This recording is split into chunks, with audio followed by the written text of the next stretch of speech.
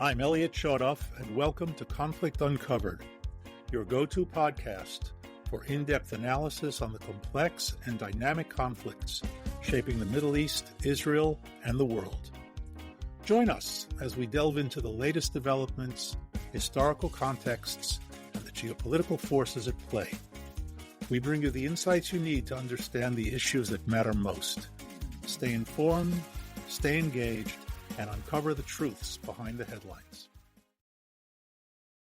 Hi, and welcome. It's March 18th, early in the evening here in Israel, and it's been a very exciting day. It's been all over the news that Israeli airstrikes last night and today in Gaza have shattered the ceasefire.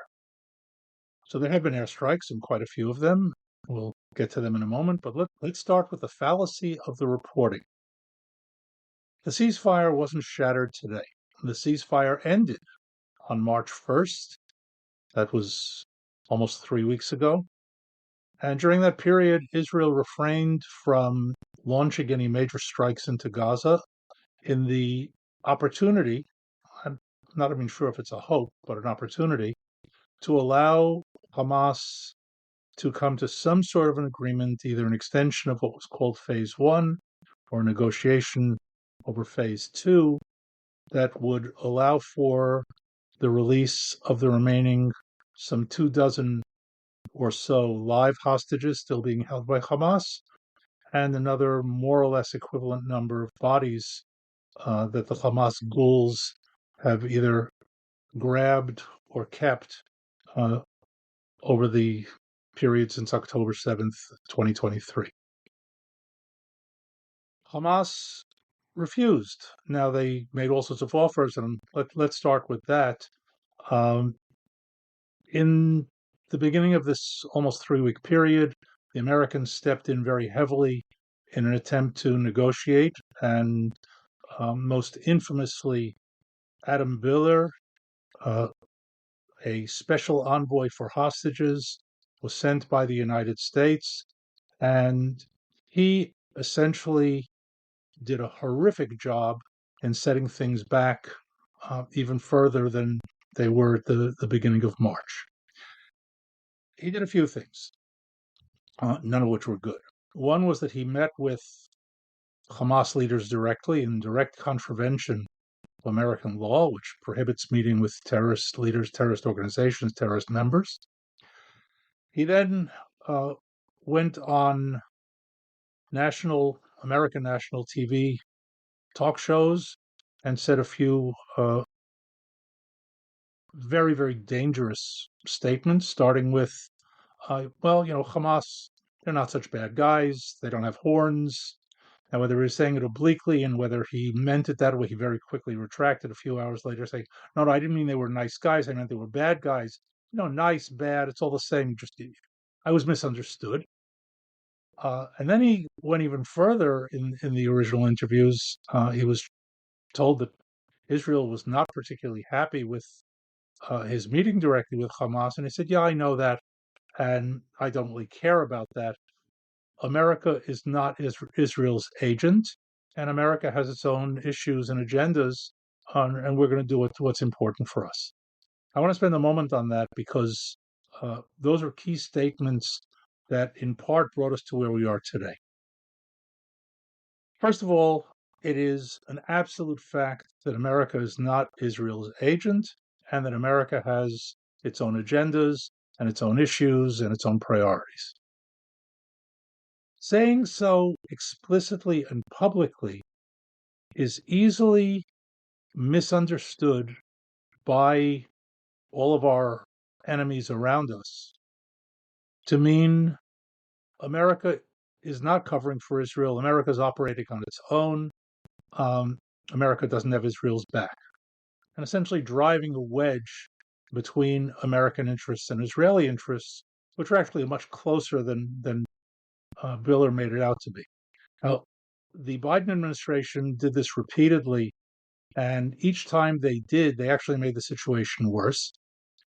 By the same token, this did as well. Now, I have to say, as an aside, there's an interesting Jewish law, and it has to do with sort of stating the obvious. And it goes something like this. At a wedding, everybody knows what's going to happen between the bride and the bridegroom later. But anybody who speaks about it at the wedding should be taken out and lashed. In other words, there's some things you just don't talk about in public. And explicitly emphasizing the differences in possible agenda between Israel and the United States in the Middle East is a sure way to get Hamas leaders in particular, but the others as well, Hezbollah, the Houthis, the Iranians, and all of their friends, to say, oh, well, this gives us room to operate and maybe split Israel from the U.S. And to nobody's great surprise, within a very short time, Hamas came up with an offer to the Americans. We're holding one American citizen, he's a dual Israeli-American citizen, alive, and 4 bodies of Americans not alive. Let's deal just about them, and we'll leave the Israelis behind because, after all, you're not their agents. They didn't say this explicitly, but this was the subtext. You're not their agents, and you have a different agenda. To his credit, Mr. Witkoff, who's now fully taken over the negotiations, rejected that offer and made a very clear statement the other day that Hamas doesn't seem to understand the time is not on their side. And it's not. With that deadlock, and Hamas continues to talk about, we'll release a couple here and there for months of continued ceasefire. The Americans began launching strikes against the Houthis this week, and apparently in consultation, and certainly in recent consultation, because both the Israeli government and the American government agreed that with that, a full court press on Iran's agents and proxies has begun, and with that is the Israeli airstrikes into Gaza. Now, we also need to understand that that Hamas, not surprisingly, has taken advantage of the ceasefire to rebuild their forces. The best estimates that we have are that they are back up to some 20,000 operatives, certainly not trained or in any way capable as the ones that we took out in the aftermath of October 7th, but still they filled their ranks back up to about 20,000, which is probably about 10,000 more than they had when the ceasefire went into effect. They have projected their control, civilian control, administrative control, back over the population of the Gaza Strip. They have spent the time reopening tunnels, developing weapons, building more weapons, rockets in particular, and setting mines and booby traps and tripwires and all sorts of good things in anticipation of when the IDF is going to go back into Gaza. And these are things that we've been watching now for a number of weeks at least. We see new equipment showing up in Gaza, which means that not every tunnel under the Philadelphia corridor, that's the corridor along the Egyptian border, not every tunnel has been found, and they're still operating and bringing stuff in from there, obviously in much smaller numbers, smaller quantities than was the case beforehand. So with all of that, the decision was made to launch massive airstrikes last night by surprise, without warning to the Israeli population, without warning to the world, as I said, in consultation with the United States. And the result was, if you believe the Hamas numbers, over 300 killed. Most importantly, 6 of the civilian, so to speak, the administrative leaders of Hamas, including the so-called Prime Minister of Gaza of Hamas, were killed last night, along with a whole bunch of other operatives. Obviously, the Hamas report implies that only women and children were killed. That's, of course, utter nonsense. And along with them, rocket launching sites, arms depots, entrances to tunnels, and all sorts of things that intelligence has been building up, targeting now for the last number of weeks, and apparently the targets have not been exhausted. Strikes continue during the day today, and all implications are that they're going to continue into tonight as well. The Israeli opposition, I'm talking about the so-called Organization of Hostage Families, because there are actually a number of organizations of hostage families, along with the anti-war left and the anti-Netanyahu crowd. And here I'm going to say parenthetically, I'm not a great fan of Netanyahu, but I am not one of those people who believes that everything that's gone wrong in the world in the past 10 years is his fault. And in this case, I absolutely support what has been done over the past 24 hours. Are now all saying that for all sorts of reasons, political and personal, Netanyahu has decided to sacrifice the hostages in order to get his war back on track. Now that's simply nonsense, and the fact is that the political center, not necessarily the pro Netanyahu center, I'm talking about the center opposition, have said in general that they support this. Uh, Gadi Eisenkot, who was one of the great promoters of hostage deals when he was in the cabinet during the time that he and Gantz were sitting in the war cabinet, said that we need to go back into operation against Hamas. Yoav Gallant, the uh, recent no longer defense minister, said absolutely the same thing in the aftermath of the beginning of the strikes. In other words, this is not simply a Netanyahu grandstand and a couple of his supporters going along with it and launching strikes against Hamas. Is a perfectly understandable, rational, and legitimate policy. What's interesting about it looking into the future, and only time will tell, is what effect it's going to have on Hamas. Now, we know from our experience, giving Hamas lots of breathing space, as we've seen over the past few weeks, doesn't exactly bring them to the table with any sort of rational or reasonable uh, offer. They want it all, and they want it all now, and they want to pay basically nothing for it.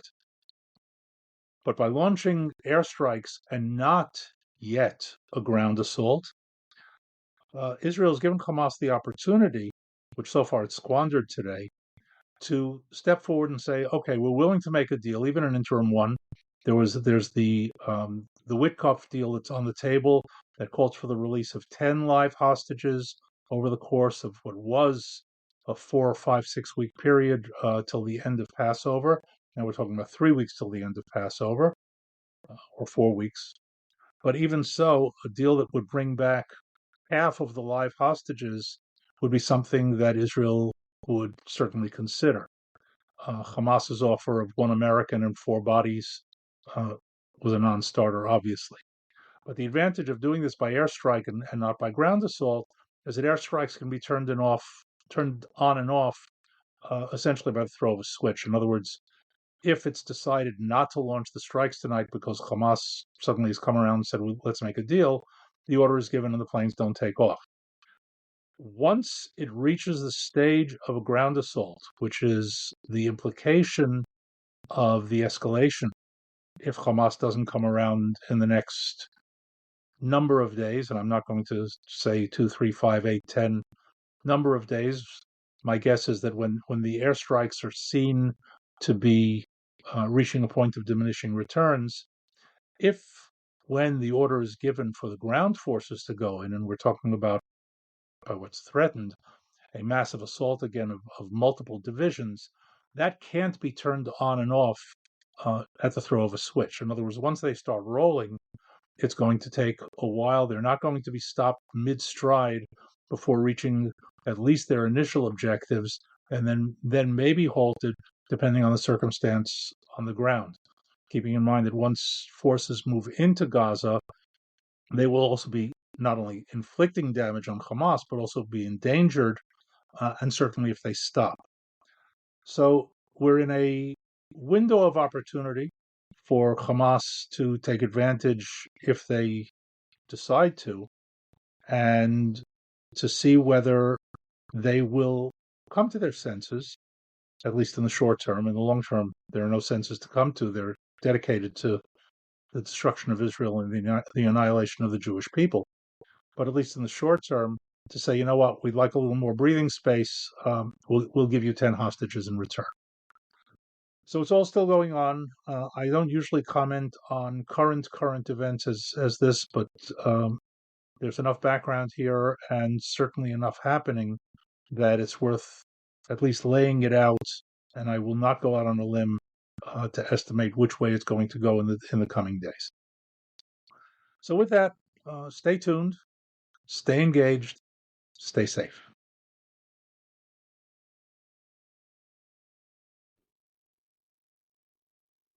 Thank you for listening to Conflict Uncovered. As always, it's been another rough day in the Middle East. We hope you found this episode insightful and engaging. If you enjoyed this episode, please subscribe, share and recommend with your friends, and review our podcast on your favorite platform. For more in-depth analysis and exclusive content, join our community and follow us on social media. Stay tuned for our next episode as we continue to explore the critical issues shaping the Middle East and the world. Until next time, stay informed and stay safe.